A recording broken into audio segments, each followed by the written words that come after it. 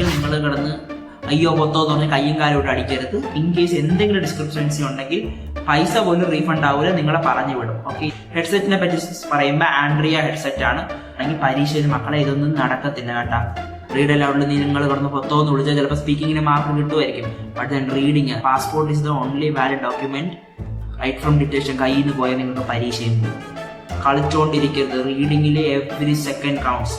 അപ്പോൾ അതുകൊണ്ട് നിങ്ങൾ എന്തെങ്കിലും കുഴിത്തുരുമ്പും കൊണ്ടുപോകണമെങ്കിൽ അതൊക്കെ മാറ്റി വെച്ചോ. ബാൻ ചെയ്ത ആജീവനാന്ത ബാൻ ആയിരിക്കും. അതുകൊണ്ട് ചുമ്മാ കണസ വഴികളൊന്നും എടുക്കരുത്. തുണ്ടൊന്നും വെച്ചോണ്ട് പോകരുത്, നല്ല പണി കിട്ടും. Welcome to PT simplified Malayalam. ഇനി ഇംഗ്ലീഷ് മലയാളത്തിലും പഠിക്കാം. നിങ്ങൾ ആദ്യമായിട്ടാണ് കാണുന്നത്, എൻ്റെ കണ്ടന്റുകൾ നിങ്ങൾക്ക് ചെക്കൗട്ട് ചെയ്ത് നോക്കാം. ഇൻ കേസ് നിങ്ങൾക്ക് അത് ഇഷ്ടപ്പെട്ടാൽ do consider subscribing and subscribe ചെയ്തിട്ട് ബെല്ലൈക്കണും കൂടി എനേബിൾ ചെയ്ത് വെച്ചാൽ ഞാൻ അപ്ലോഡ് ചെയ്യണ ഒന്നും നിങ്ങളിലിട്ട് എത്താതിരിക്കത്തില്ല. So my exam centre experience for PTE. ഞാൻ 2024 ഓഗസ്റ്റ് 15 ഇൻഡിപെൻഡൻസ് ഡേ അന്നാണ് ടെസ്റ്റ് എഴുതിയത്. And this is my scores. First ഗോയിലാണ്, സ്വയം പ്രിപ്പയർ ചെയ്താണ് ചെയ്തത്. And I am very much satisfied with my results. കേരളത്തില് PTEക്ക് 3 ഓതറൈസ്ഡ് ടെസ്റ്റ് സെന്ററുകളേ ഉള്ളൂ. 3 കൊച്ചിയിലാണ്. 1 is Santa Monica, 2 is Muthoot institute of science and technology. അതിന് 2 സൈറ്റുകളുണ്ട്, സൈറ്റ് 1 ആൻഡ് സൈറ്റ് 2. ഞാൻ എഴുതിയത് സാന്റാ മോണിക്കയിലാണ്, MG റോഡ് സാന്റാ മോണിക്ക. എനിക്ക് 2 PM സ്ലോട്ടാണ് കിട്ടിയത്. ബാക്കിയെല്ലാം ബുക്ക്ഡ് ആയിരുന്നു. ഞാൻ രാവിലത്തെ സ്ലോട്ട് നോക്കിയെങ്കിലും 2 PM സ്ലോട്ടേ കിട്ടിയുള്ളൂ. And talking about the test environment, അടിപൊളി ടെസ്റ്റ് എൻവയോൺമെന്റ് ആയിരുന്നു. ഭയങ്കര റിലാക്സ്ഡ് ആയിരുന്നു. അവിടെ നിൽക്കുന്ന ഓർഗനൈസ് ചെയ്യുന്ന ആൾക്കാർ, ഇൻസ്ട്രക്ടേഴ്സ് അടക്കം വെരി വെൽ ബിഹേവ്ഡ് ആയിരുന്നു. ഭയങ്കര കാം ആൻഡ് റിലാക്സിങ് ആയിരുന്നു. നിങ്ങൾക്ക് അറിയാം, നിങ്ങൾ ടെസ്റ്റ് എഴുതാൻ പോവേണ്ട അതിൻ്റെതായിട്ടുള്ള നെർവസ്നെസ് ഉണ്ട്, എനിക്കുണ്ടായിരുന്നു. ബട്ട് ദെൻ അതിനകത്ത് കയറിയപ്പോൾ കാര്യങ്ങളൊക്കെ ഇങ്ങനെ എത്ര സ്മൂത്ത് ആയി പോകുമ്പോഴത്തേക്കും ഓട്ടോമാറ്റിക്കലി നമ്മൾ എല്ലാവരും തണക്കും. ആൻഡ് എന്റെ ടെസ്റ്റ് സെന്റർ എന്ന് പറഞ്ഞാൽ അത്യാവശ്യം കുഞ്ഞാണ്. 8 പേർക്കുള്ള ഇതേ ഉള്ളൂ. നിങ്ങൾക്ക് ഇൻ കേസ് അറിഞ്ഞുകൂടെങ്കിൽ 8 പേർക്ക് ഈ ടെസ്റ്റ് സെന്ററിൽ ഇരിക്കാനുള്ള സ്ഥലമുള്ളൂ. And that is actually good. So PT speaking സെക്ഷനിലാകുമ്പോഴത്തേക്കും എത്രത്തോളം ടെസ്റ്റ് സെന്റർ വലുതാവുന്നു അത്രത്തോളം ബഹളം കാണും. ഇതിപ്പോ 8 പേരെ ഒരുമിച്ച് സംസാരിക്കണുള്ളൂ, അത് അത്രത്തോളം ബഹളം കുറവായിരുന്നു. ബഹളത്തിനെ പറ്റി പറയുമ്പോൾ നിങ്ങൾക്കൊക്കെ ഒരു വിദ്യാധാരണയുണ്ട്. കിടന്ന് കൂവി വിളിക്കാം, അങ്ങനെയൊന്നും നടക്കത്തില്ല. ടെസ്റ്റ് സെന്ററിൽ കൂവി വിളിക്കാൻ അവർ സമ്മതിക്കത്തില്ല. ഇൻ കേസ് നിങ്ങളുടെ ശബ്ദം കൂടിപ്പോയാണെങ്കിൽ അതിനകത്തുള്ള ഇൻസ്ട്രക്ടർ വന്ന് നിങ്ങളെ വാൺ ചെയ്തിട്ട് പോകും. Okay, let's come back to business. Test centre അടിപൊളിയായിരുന്നു, നല്ല മാനേജ്മെന്റ്, സോഫ്റ്റ് സ്പോക്കൺ ആയിട്ടുള്ള 2 ഇൻസ്ട്രക്ടേഴ്സ് ഉണ്ടായിരുന്നു. ആദ്യം കയറി പോകുമ്പോൾ തന്നെ നമ്മളെ പാസ്പോർട്ട് ചോദിക്കും. And keep this in mind, passport is the only valid document in India. ഇന്ത്യയിൽ നിങ്ങൾക്ക് PT എഴുതണമെങ്കിൽ നിങ്ങൾക്ക് വേറെ ഒന്നും ആധാറോ മറ്റേ പാൻ കാർഡോ ലൈസൻസോ ഒന്നും കാണിച്ചിട്ട് കാര്യമില്ല, പാസ്പോർട്ട് തന്നെ കാണിക്കണം. സോ ഇൻ കേസ് നിങ്ങൾ പാസ്പോർട്ട് ഉണ്ടാക്കി വെച്ചിട്ടില്ലെങ്കിൽ PT ടെസ്റ്റ് ബുക്ക് ചെയ്യുന്നതിന് മുമ്പേ പാസ്പോർട്ട് ഉണ്ടാക്കി വെക്കണം. And it should be A valid passport. സമയം കഴിഞ്ഞ പാസ്പോർട്ട് എടുത്ത് കാണിച്ചെന്ന് പറഞ്ഞ് ഒരു ഇതും വരത്തില്ല.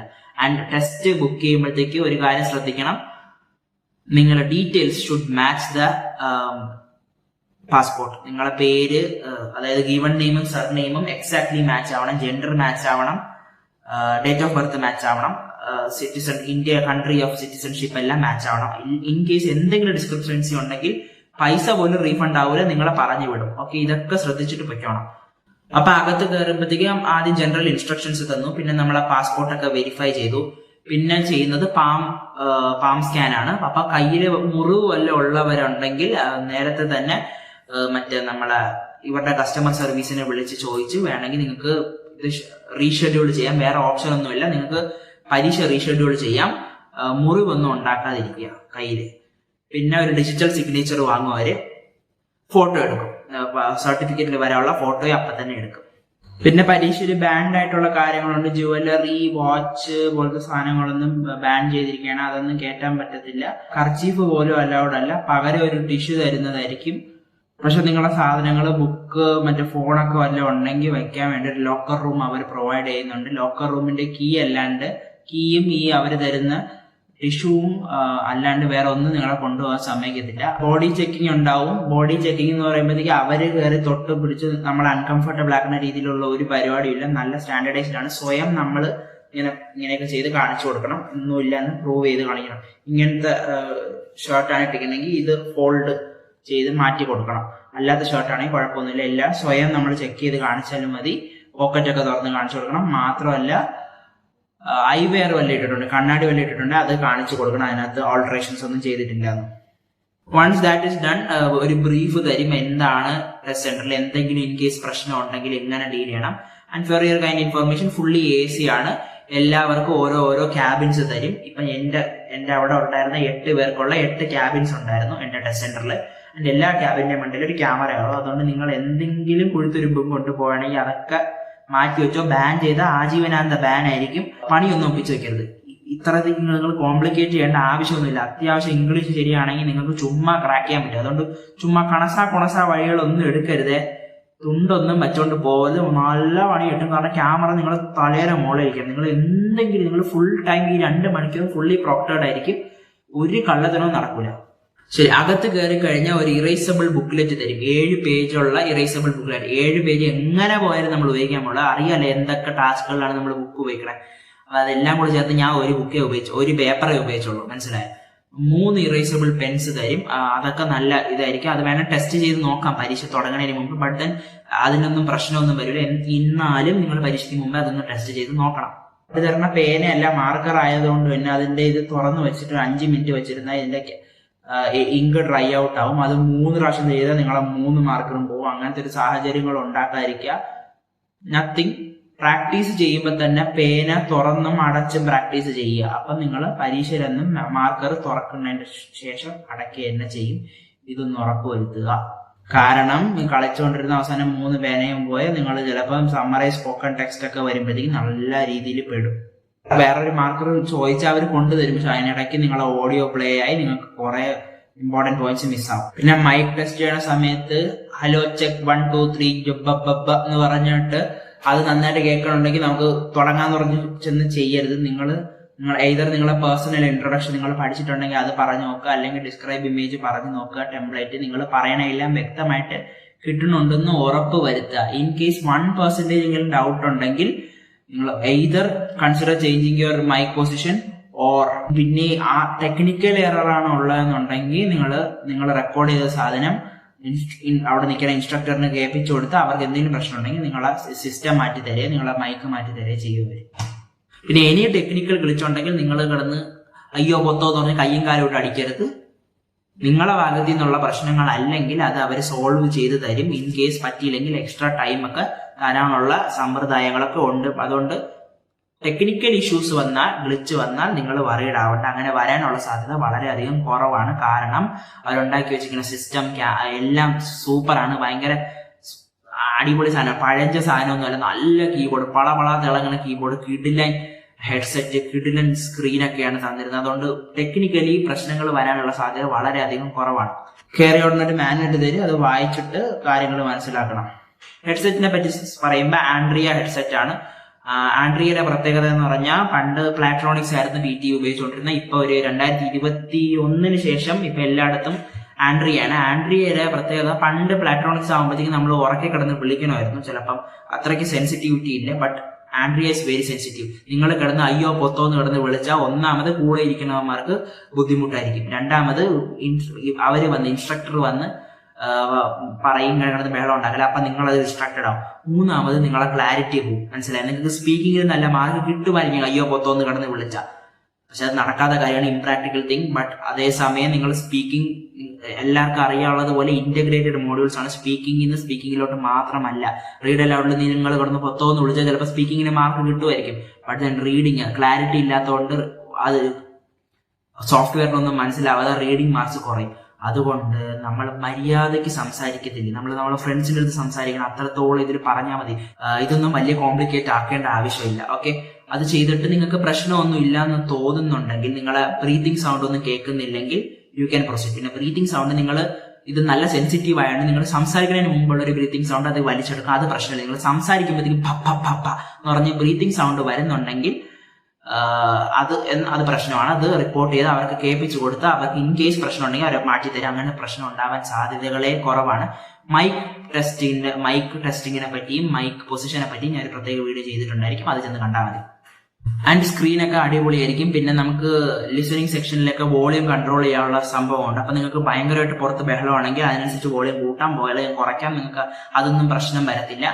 ആൻഡ് കുറെ പേര് reading fill in the blanks, reading writing fill in the blanks, listening fill in the ബ്ലാങ്ക്സിലൊക്കെ നമ്മൾ ടാബ് ഉപയോഗിച്ച് നമ്മൾ നമ്മളെ കീബോർഡിൽ ടാബ് കീ ഉണ്ടല്ലോ, ടാബ് കീ അടിച്ചാൽ അപ്പുറത്ത് നിന്ന് അടുത്ത ഓപ്ഷനിലോട്ട് ഡയറക്റ്റ് പോകും, പെട്ടെന്ന് പോകും. അപ്പൊ ടൈം ലാഭിക്കാൻ വേണ്ടി കുറെ പേര് ചെയ്യുന്നുണ്ട്. പക്ഷെ അങ്ങനെ പഠിച്ചിട്ടുള്ളവരാണെങ്കിൽ പരീക്ഷയിൽ മക്കളെ ഇതൊന്നും നടക്കത്തില്ല കേട്ടാ. ഞാൻ പേഴ്സണലി ടെസ്റ്റ് ചെയ്ത് നോക്കി, tab key is not functioning. അതുകൊണ്ട് നിങ്ങൾ ടാബ് കീനെ നമ്പിക്കൊണ്ട് നിൽക്കരുത്. മാനുവലി എന്ത് ചെയ്യുക, മൗസ് എടുക്കുക, മൗസ് എടുത്തിട്ട് മാറ്റുക. ഇപ്പൊ ഒരു ഇത് കഴിഞ്ഞാൽ അടുത്തതിലോട്ട് കൊണ്ടുപോയി ഒരു ക്ലിക്ക് കൊടുക്കുക. മനസ്സിലായി? അത്രേ ഉള്ളൂ. ഓവറായിട്ട് കോംപ്ലിക്കേറ്റ് ചെയ്യണ്ട, but be ready for this. പിന്നെ പരീക്ഷ എഴുതുക. പരീക്ഷയുടെ ഇടയിൽ പ്രശ്നങ്ങളൊന്നും വരാൻ സാധ്യതയില്ല. സ്പീക്കിംഗ് സെക്ഷനിൽ നിങ്ങൾക്ക് ടൈം മാനേജ്മെന്റ് കുഴപ്പം വരില്ല. റൈറ്റിംഗ് സെക്ഷനിൽ ടൈം മാനേജ്മെന്റ് കുഴപ്പം വരേണ്ടതല്ല. നിങ്ങൾ അത്യാവശ്യം പ്രിപ്പയർ ചെയ്തിട്ടുണ്ടെങ്കിൽ വരേണ്ടതല്ല. റീഡിങ്ങിലും ലിസണിങ്ങിലും ടൈം മാനേജ്മെന്റ് പ്രശ്നങ്ങൾ വരാം. അതുകൊണ്ട് കറക്റ്റ് ആയിട്ട് ടൈം മാനേജ് ചെയ്തുകൊണ്ടിരിക്കണം. റൈറ്റിംഗ് കഴിഞ്ഞ ഉടനെ റീഡിങ്ങിന് തുടങ്ങുന്നതിന് മുമ്പ് കുറെ ഇൻസ്ട്രക്ഷൻസ് ഒക്കെ കാണിക്കുക. അത് വായിച്ചുകൊണ്ടിരിക്കരുത്, ഒരു സെക്കൻഡ് പോലും കളയരുത്. നിങ്ങളെ ചുമ്മാ നിങ്ങൾക്ക് ഫസ്റ്റ് കാണിച്ച അതേ ഇൻസ്ട്രക്ഷൻസ് ആണ് വീണ്ടും പറഞ്ഞാൽ ഉടനെ തട്ടി കളയണം. കാരണം റീഡിങ്ങിന്റെ ടൈമർ അപ്പോൾ ഓടായി തുടങ്ങും.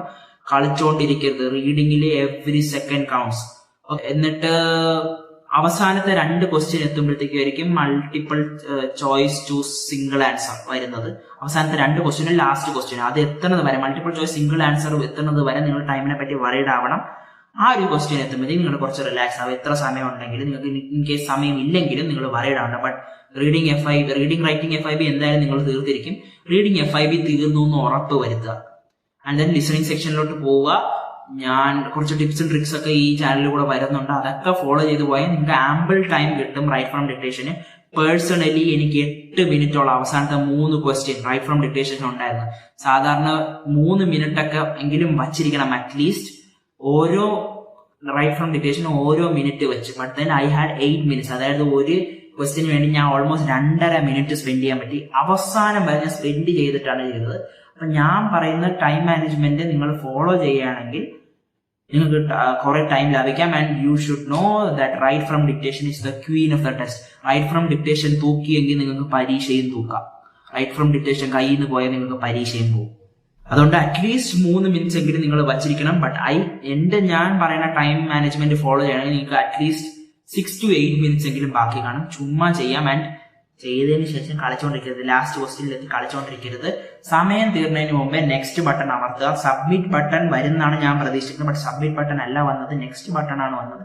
നെക്സ്റ്റ് ബട്ടൺ അമർത്തുമ്പോഴത്തേക്ക് ഉടനെ അവർ വേറൊരു ഇന്റർഫേസിൽ എഴുതി കാണിക്കും 1.5 മണിക്കൂറിൽ ഇത് ആവും എന്ന് പറഞ്ഞാൽ അത് എന്നിട്ട് അങ്ങ് ഫിനിഷ് ചെയ്യാം. ടൈം തീർന്നതിന് മുമ്പ് ഇത്രയും ചെയ്ത് വെച്ചിരിക്കാം. ഓക്കെ, ടൈം തീർന്നതിന് മുമ്പ് നെക്സ്റ്റ് ബട്ടൺ എങ്കിലും അമർത്തി ആ ഇന്റർഫേസ് വരുമെന്ന് ഉറപ്പ് വരുത്തുക. കാരണം ആ ക്വസ്റ്റ്യനിൽ നിൽക്കുമ്പോൾ ടൈം റൺ ഔട്ട് ആയാൽ മോസ്റ്റ് ഓഫ് ദ കേസസ് 99% അത് റെക്കോർഡഡ് ആവത്തില്ല. എന്തുകൊണ്ട്? കാരണം ഇത് പേഴ്സണലി ടൈംഡ് അല്ല, ഇത് ഓവറോൾ ടൈംഡ് ആണ്. റൈറ്റിംഗ് സെക്ഷനിൽ സമ്മറൈസ് സ്പോക്കൺ ടെക്സ്റ്റ് എസ്സേയിലൊക്കെ നിങ്ങൾ സമയം റൺ ഔട്ട് ആയെങ്കിലും അത് സേവ് ആവും. കാരണം അത് ഇൻഡിവിജ്വലി ടൈംഡ് ആണ്. ഇത് ഇൻഡിവിജ്വലി ടൈംഡ് അല്ല. അതുകൊണ്ട് ലാസ്റ്റ് ക്വസ്റ്റ്യൻ നിങ്ങൾ എല്ലാം പെർഫെക്റ്റ് ആയിട്ട് അടിച്ചു വെച്ചെങ്കിൽ സബ്മിറ്റ് ചെയ്തില്ലെങ്കിൽ നല്ല പണി വരും. അതുകൊണ്ട് അതൊക്കെ ചെയ്യുക. ഇത്രയും ടൈം മാനേജ്മെന്റിനെ പറ്റി പറയുക, കറക്റ്റ് ആയിട്ട് ചെയ്താൽ മതി, എക്സിക്യൂട്ട് ചെയ്താൽ മതി. And yes, cut copy paste എന്ന് പറഞ്ഞ സംഭവങ്ങൾ അവിടെ ഉണ്ട്. പേരിനാണ്, അതൊന്നും വർക്കാവില്ല. സമ്മറൈസ് സ്പോക്കൺ ടെക്സ്റ്റിലൊക്കെ സ്വയം അടിച്ചു വെക്കേണ്ടി വരും കാര്യങ്ങൾ. കട്ട് കോപ്പി പേസ്റ്റ് ഒന്നും ചെയ്യാൻ പറ്റത്തില്ല. ആൻഡ് ദെൻ എസ്സേയുടെ സമയത്ത് എനിക്ക് 20 മിനിറ്റിൽ പരിപാടി തീർക്കാൻ പറ്റില്ല. 9 മിനിറ്റിലേ ഞാൻ അടിച്ച് തീർത്ത് വെച്ചു. പിന്നെ പ്രൂഫ് റീഡ് ആയിരുന്നു ചെയ്ത് കളിച്ചിരുന്ന് ഞാൻ കട്ട് കോപ്പി പേസ്റ്റ് ഒക്കെ വർക്ക് ആവുമോ എന്നൊക്കെ നോക്കിക്കൊണ്ടിരുന്ന് അവസാനം സബ്മിറ്റ് ചെയ്യാൻ പറ്റിയില്ല. അപ്പൊ എനിക്ക് കുറച്ച് പേടിയുണ്ട്, ഇതിന്മേൽ പ്രശ്നമാവോ അല്ല, അത് സേവ് ആവുമെന്ന് അറിയാം. എന്നാലും കുറച്ച് സ്കെപ്റ്റിക്കലായിരുന്നു. സേവ് ആയിട്ടുണ്ട്, അതുകൊണ്ട് അതൊന്നും പ്രശ്നം വരത്തില്ല. ഇൻഡിവിജ്വലി ടൈംഡ് ആയിട്ടുള്ള summarise spoken text, summarise written text, പിന്നെ ഇത് എസ്സേ, ഇതിലൊന്നും കുഴപ്പമില്ല. കട്ട് കോപ്പി പേസ്റ്റ് ഒന്നും വർക്ക് ആവില്ല. ബട്ട് ദെൻ ടൈമർ ഉള്ളതുകൊണ്ട് തന്നെ നിങ്ങൾ എത്രത്തോളം അടിച്ചു വെച്ചെങ്കിലും അത്രത്തോളം സേവ്ഡ് ആവും. ആൻഡ് എല്ലാം കഴിഞ്ഞതിന് ശേഷം ക്യാമറയെ നോക്കി കൈ കാണിച്ചാൽ മതി.